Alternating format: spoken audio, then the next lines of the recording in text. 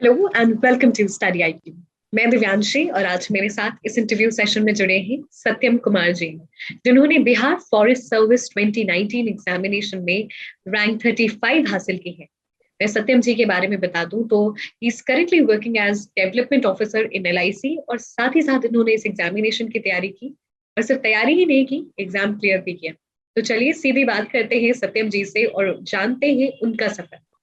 स्वागत करती हूँ सत्यम जी आपका स्टडी आईक्यू पर। Thank you, ma'am. First of all, thank you for giving me this opportunity to share my experience with you. Satyam ji, we are very glad कि आज आप इस इंटरव्यू सेशन में जुड़े हैं और सबसे पहले मैं चाहती हूँ आप थोड़ा सा दर्शकों को अपने बारे में बताएं। कैसे फॉरेस्ट सर्विस की तरफ आना हुआ और ये जो जर्नी रही है उसके बारे में। तो ऐसा है, मेरे जर्नी जो है कि बचपन से स्टार्ट हुआ कि चूंकि मैं एक छोटे से गांव से बिलोंग करता हूँ, तो ऐसा होते रहता था कि वीकेंड पे जंगल में जाना, पक्षियों के पीछे पीछे जाना, पक्षियों का आइडेंटिफाई करना, उनके नेट्स, उनके जो घोंसले वगैरह को देखना, उनके अंडे को देखना। तो ये सब जो है कि बचपन से ही है कि ये लगा हुआ था। और कहीं ना कहीं ऐसा था कि एज ए आगे बढ़कर के उस समय तो एक्चुअली प्लानिंग नहीं थी कि फॉरेस्ट सर्विस में जाना है, पर ऐसा था कि हमें ऐसे कुछ करना है कि नेचर के करीब में रहे।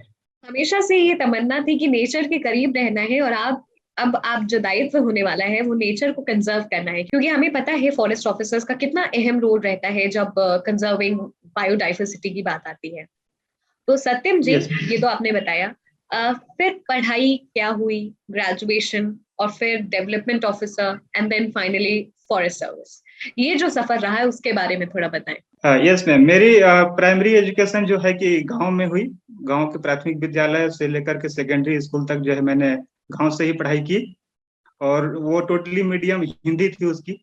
इसके बाद मैंने इंटर जो है कि एन कॉलेज पटना से किया, जिसमें मेरे सब्जेक्ट थे बायोलॉजी और फिजिक्स केमिस्ट्री।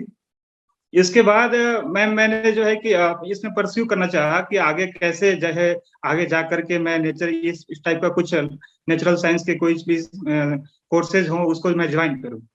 तो फाइनली मुझे जो है कि देहरादून का एक कॉलेज मिला कि जहाँ पे ये बीएससी फॉरेस्ट्री की डिग्री वहां से दी जाती थी, और मैंने वहां पे ज्वाइन किया। और बहुत सारी एक्टिविटी अपने कॉलेज के दौरान की। बहुत सारे मैंने wild life institute of India के थ्रू मिल करके भी बहुत सारे प्रोजेक्ट्स किए मैंने। स्पाइडर्स पे हिमालयन में जाकर के मैंने बहुत सारे प्रोजेक्ट्स भी किए। और हमने वहाँ पे शिवालिक रेंज में भी मैंने बहुत सारे, जैसे वल्चर कंजर्वेशन वगैरह के सारे प्रोग्राम हमने वहाँ पे किए थे एज ए वॉलंटियर। हमने एक अपना एक विजन क्लब बना करके इसके थ्रू हमने बहुत सारा वर्क किया, और अपने जो है इंटरेस्ट और प्लस में हॉबी बोले जाए या फिर कोर्स को उसको परस्यू किया हमने मिल करके। और फिर अगर बोला जाए तो फिर मैंने चूंकि फैमिली को सपोर्ट करना था, तो इसके लिए मैंने सोचा कि अभी बेरोजगारी की बहुत खराब स्थिति चल रही है, इसलिए कुछ ना कुछ जो है कि अपने हाथ में जॉब होना चाहिए। तो फिर मैंने बैंकिंग की तरफ थोड़ा ध्यान दिया, और 2016 में मैंने ये ग्रेजुएशन पास आउट हुआ यहाँ से। इसके बाद मैंने 1 ईयर फैमिली को सपोर्ट किया। इसके बाद का 1 साल मैंने प्रिपरेशन किया 17 to 18, और इसमें मेरा बहुत सारे जगह पे सिलेक्शन हुआ बैंकिंग और बहुत सारे जगह पे, पर मैंने फाइनल रिजल्ट मेरा नहीं आ पाया था। फिर फाइनली जाकर के 2019 में मैं एज एलआईसी डेवलपमेंट ऑफिसर जो है कि मैं अभी तक कार्यरत हूँ।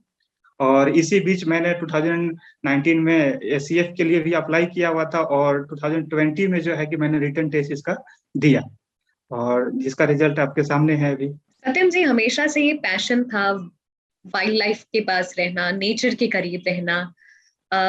वो पैशन आप परस्यू कर रहे थे, लेकिन फिर बीच में आपको अपने फैमिली को सपोर्ट करना पड़ा और फिर कहते हैं ना कि जहाँ चाह वहां रहा, और अब आप फाइनली इस सर्विसेज को ज्वाइन करने वाले हैं। आप उस फील्ड में आने वाले हैं जिस फील्ड की आप हमेशा से तमन्ना रखते थे। तो जी बिल्कुल बिल्कुल। एलआईसी में डेवलपमेंट ऑफिसर रहते हुए कैसे आपने प्रिपरेशन की, क्योंकि एग्जामिनेशन में बहुत सारे it requires lot of dedication.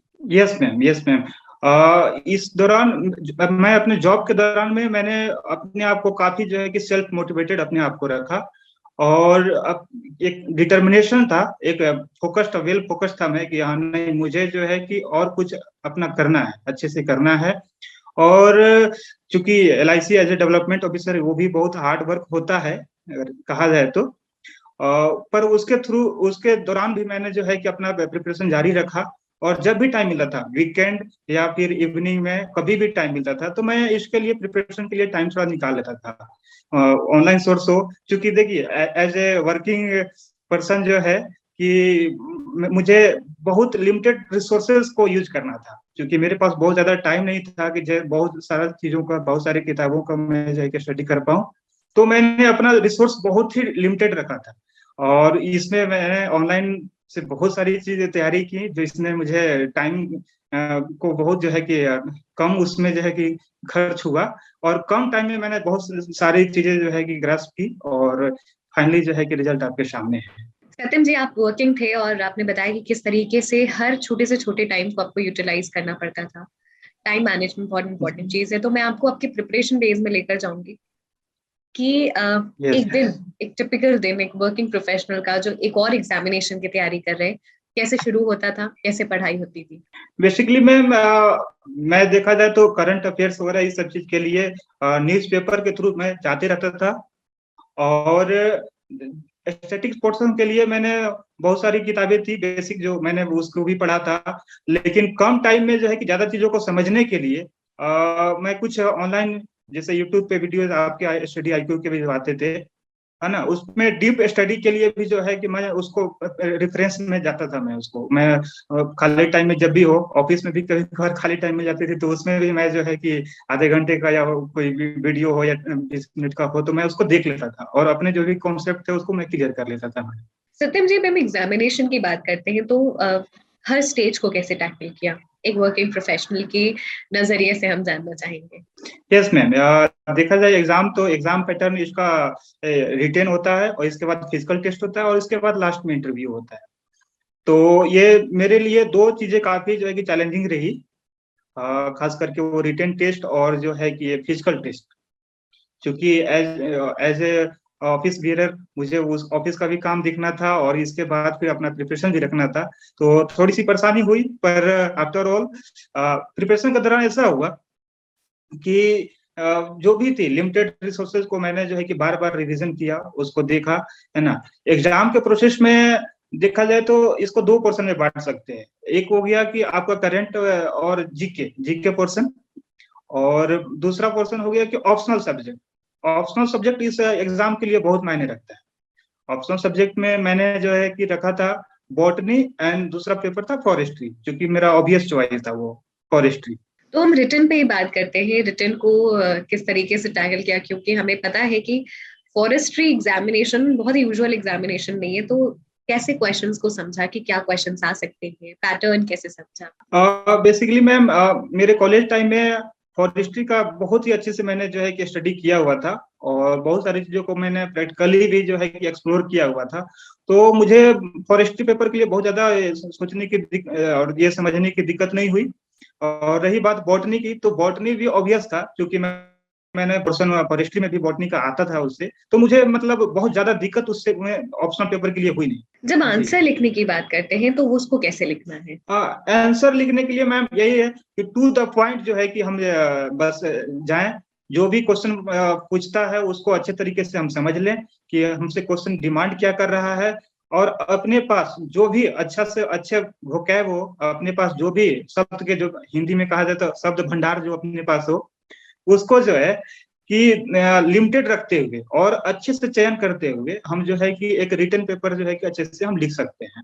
उसमें एक मैंने जो फॉलो किया था उसका क्या था कि जो मैंने बहुत सारे ऐसे राइटिंग का प्रैक्टिस किया हुआ था, तो वो जो ऐसे राइटिंग का जो प्रैक्टिस था वो मुझे सारे आंसर में झलकता था। मैं किसी भी क्वेश्चन को उठा करके पहले उसका इंट्रोडक्शन करके, इसके बाद उसके क्या जो है कि कॉम्प्रिहेंशन है, क्या उसके समस्याएं हैं, क्या उसके सॉल्यूशन है, इस ढंग से मैंने जो है कि अपने क्वेश्चन को मैंने सेव किया। सत्यम जी, आप एक वर्किंग प्रोफेशनल थे, तो नोट्स मेकिंग आप करते थे, किस तरीके से रिवीजन करते थे? नोट्स मेकिंग एंड रिवीजन मैं चाहती हूँ आप बात करें। एक्चुअली मैम, मैं नोट्स बहुत कम बनाता था, बहुत ही लिमिटेड चीजों का, जो कि मुझे लगता था कि नहीं ये बहुत इंपॉर्टेंट है और बहुत रिलेवेंट है, अभी करंट की चीजें हैं, वो सब चीजों को मैं जो है कि नोट डाउन थोड़ा कर ले रहा था। लेकिन मैं बहुत ज्यादा इसका फॉन्ट नहीं रहा हूँ नोट्स बनाने का। Yes ma'am. तो रिवीजन किस तरीके से होता था?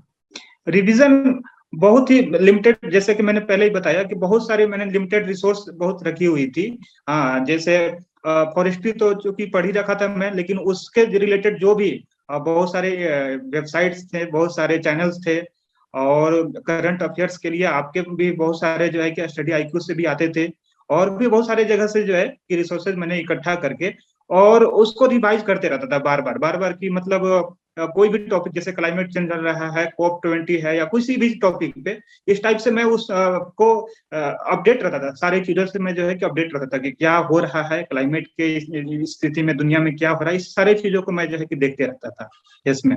न्यूज़पेपर को किस तरीके से पढ़ना है एग्जामिनेशन के हिसाब से, और क्या जरूरत है इस एग्जामिनेशन के लिए? यस मैम, न्यूज़पेपर बहुत अहम रोल रखता है इस एग्जाम के लिए या किसी भी एग्जाम के लिए, क्योंकि करंट अफेयर्स और जनरल नॉलेज की बहुत सारी चीजें जो है कि न्यूज़पेपर के थ्रू ही आती है।